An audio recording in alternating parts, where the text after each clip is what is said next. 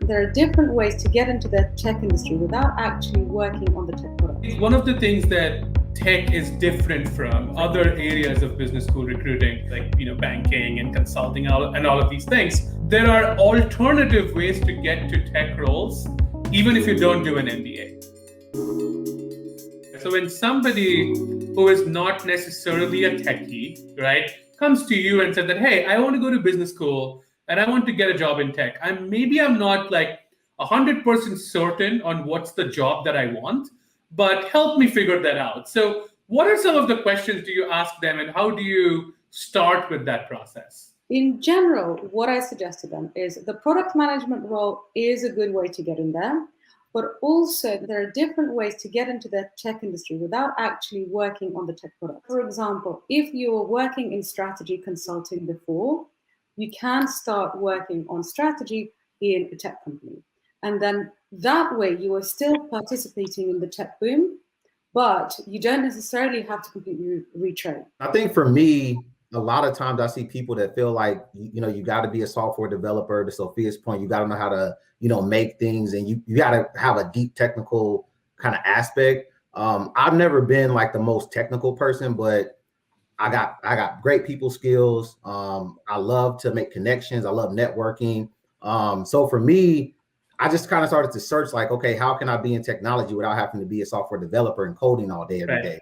And I saw that as much of a need as it is for people to, build new products and solutions, you got to have people that can sell them. I really kind of started to research, tech sales, business development, account management, like what does that actually look like? And I started to see that there was a really, really like a niche market. Did you know you wanted to get into tech when you went to your MBA? And then when you did figure that out, what were the options that you were seeking? And how did you make that pivot? And what was the journey like? What pushed me to go to tech and mostly to Amazon as a product manager was like the whole internship experience. I felt like as a product manager, yes, we are mostly focused on developing the product, but that is not what we do on a daily basis, right? You have everything, right? You're controlling from finance to accounting to even something like sales, marketing, and all of that, right? So that entire experience made me realize that, okay, this is something maybe that will help me be the master of all things. So it seems like there is no entry barrier to becoming a consultant. Like as long as, like you're sharp, you are great at case interviews, and, you're kind of in love with yourself a little bit.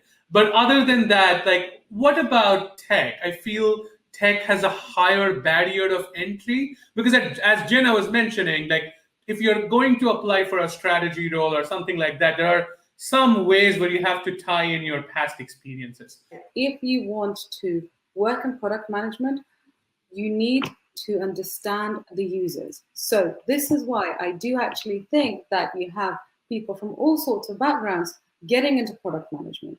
Because, for example, if you have worked in a school and you're making a product for schools, you potentially have the skills to be a great product manager for that product. Whereas if you know everything about technology, but you don't know anything about your user, you're going to be pretty replaceable.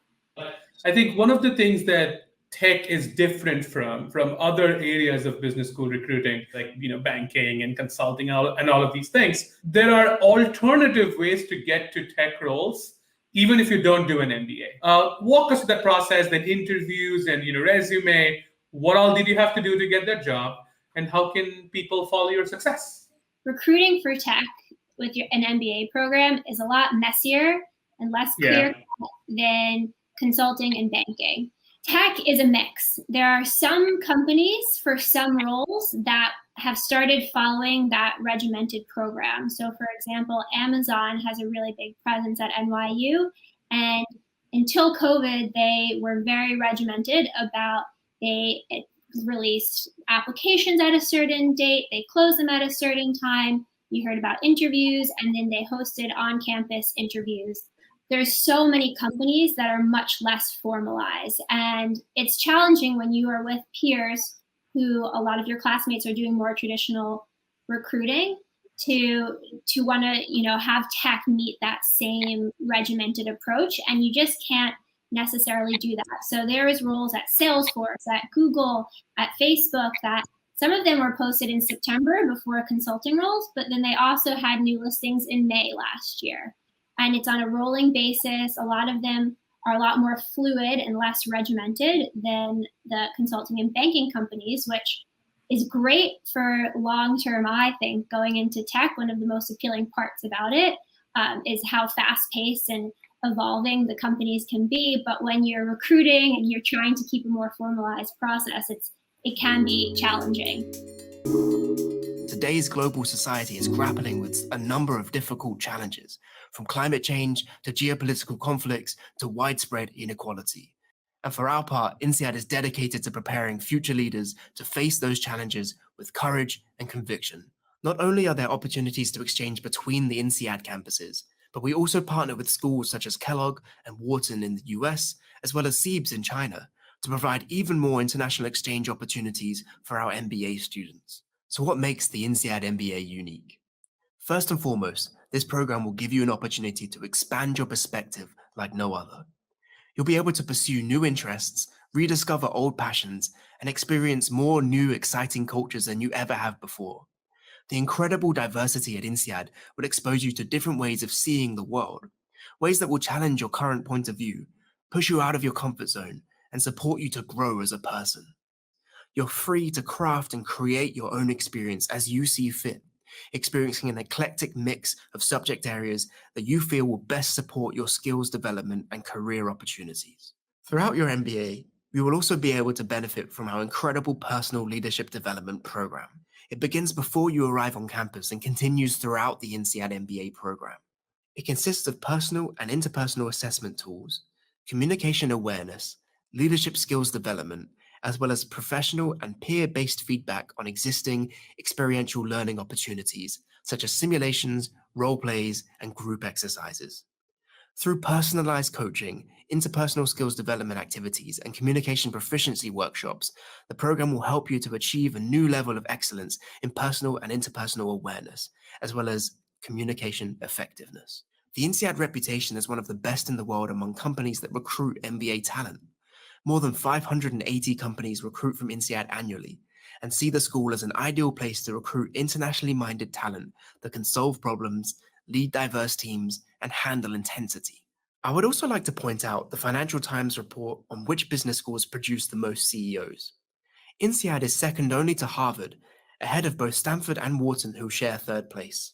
Our hope is that through the Insead experience, you will develop your capabilities as a responsible leader to create positive impact in the world, no matter which industry you join, as many of our alumni have already done. The school provides a world-class career development offering for the global Insead alumni community, including in-person specialist career coaching sessions for alumni. In the end, such a vast professional network is a valuable asset to graduates. Universities that are making it GMAT optional or GRE optional. What is Insead's take on that? During the pandemic, there were a lot of GMAT centers that were closed. GMAT came up with an online option, so that's perfectly fine. It's considered to be of equal value as a GMAT taken in a test center. But you will need to take the GMAT or the GRE when you apply to the program, because it has a knock-on effect in terms of the quality of the conversations and the interactions you can have in class. Could you comment on sort of the extremes when it comes to candidate profiles, so those with maybe not as much experience as the average, as well as those who have, tend to have a little bit more on the higher end of experience? Most students will be between, let's say, 25 and 35 years of age, and work experience is normally between around 2 years work experience up to around 10 years work experience. Let's say typical profiles of someone that would have less work experience. It could be somebody that's been working in consulting maybe for 2 years, and maybe they've been involved in lots of different projects, and the scope of their role and the way that they've evolved over a 2-year period should mean that in terms of their ability to contribute, they can add an enormous amount of insight into different sectors, different organizations, and they can really add a lot of value to discussions.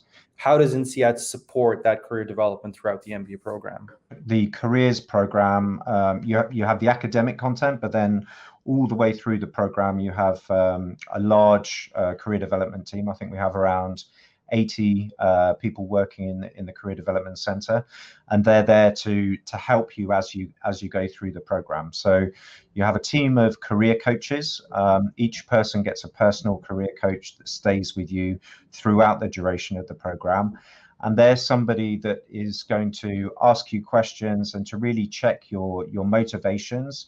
They'll ask you to do various personality tests and to get different sets of data about yourself, so that you can understand what's important to you in terms of a role, in terms of your strengths and weaknesses, in terms of the type of environment that you'd like to work in, and in terms of other priorities that you may have, or limitations that you may have in terms of geography, or in terms of what you're looking to get from your role. So at MIT Sloan, we have a portfolio of master's degree programs, the LGO. This is a dual degree with the School of Engineering as well as the Sloan School of Management, where in 2 years, our students earn 2 degrees, 2 master's degrees, one in management and one in engineering. We do have 2 other relationships for dual degrees. One is with the Department of Urban Studies and Planning at MIT, or DUSP, as we refer to it, as well as the Harvard Kennedy School for Government. So the MIT Sloan MBA experience is an extremely flexible curriculum. MIT Sloan is very well known for its 1 semester of core classes in the fall. You're constantly going to be gaining opportunities to test what you're learning in the classroom, whether it's through clubs or initiatives or actual academic classes like electives. MIT is standing on its research feet. We have also spent the last, I would say, 10 years really connecting the dots with the Leadership Center at MIT and developing a lot of new courses, mostly elective, but also some of the requirements in our Sloan intensive period come out of our relationship with the Leadership Center. This is a really high level map of the very first year. MIT has a really long January period, or J term, that we refer to as Independent Activities Period. This is called IAP. Here you might find that students are traveling on a project that they're working on for a class. They're traveling in their own time, or they may be taking really fun classes that you never thought you'd take at MIT, let alone in your MBA across the school. We make sure that all of our programs are integrated into the elective courses. So if you're interested in pursuing finance or analytics or sustainability, you will have students from all of the different master's degree programs coming in and out of your classroom. It is a requirement that our students complete some sort of internship in the summer. I'm going to skip down the screen to where it says GMAT and GRE scores. You'll notice the asterisk there. And I'm sure a lot of you are familiar that last year we had a much more flexible policy around reviewing applications without a test score. We expect to have a decision on the testing policy for next year by mid-July. What I will say is a lot more people submitted applications with test scores last year than I think we all would have expected. What is one word you'd use to describe Sloan? So Karen said innovation, but she'd love to hear, what you would use. I think I'd build on the word innovation and say that it's, one word, it's a place to be uncomfortable. It is a place where people are often attracted to MIT and thrive at MIT because they want to be more comfortable with being uncomfortable, whatever that means: decision-making, problem solving, challenging the status quo. How does MIT's career services program support candidates who are looking to, you have one of 3 options. You either change your job, you change the industry, you change the location. How does the career services support candidates who are looking to make any one of those changes, or all of them? Well, we never recommend you change all 3. We know that students do it, and they're prepared for it. 80% of our incoming MBA students are career changers. And it starts in the summer, getting to know the career development office, how their team works. And then coming up in September, that first year, it's built in side by side, that with your academic core. There's a lot of industry exposure. There's quite a bit of processing of what your toolkit is now and what you want it to be. And then how do you tell that story? How do you share that brand in your resume, in your cover letter, when you network? And that goes throughout the experience. I will say that a majority of the structured career development process is up front, and it's really up to the student after that to take advantage of what's there. It's a resource for life. And so the more you understand how the office works, the more equipped you are to lean on that office in 5 years or 10 years.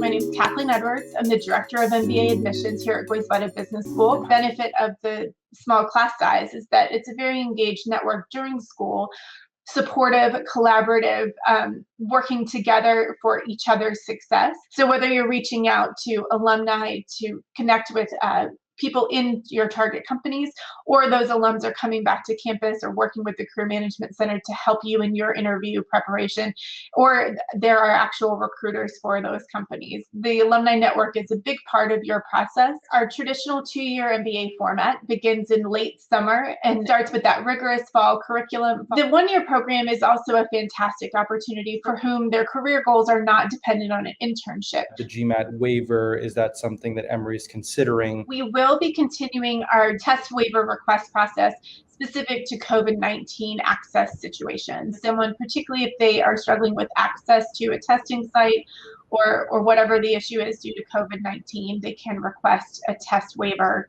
Are there any important factors that someone should consider when they're trying to pick between going to the 2-year versus the 1-year program? Sure. So the biggest difference is going to be that ultimate career goal and how their prior experience matches or it differs from that goal, and then whether the internship will be crucial in that transition. Could you comment on your overall application experience as an international candidate? For me, the obstacle was to get in touch with people and understand what they want and what I want. Speaking with a few people made me realize many more things. So they put me in touch with more people who told me they will be better equipped to answer your questions.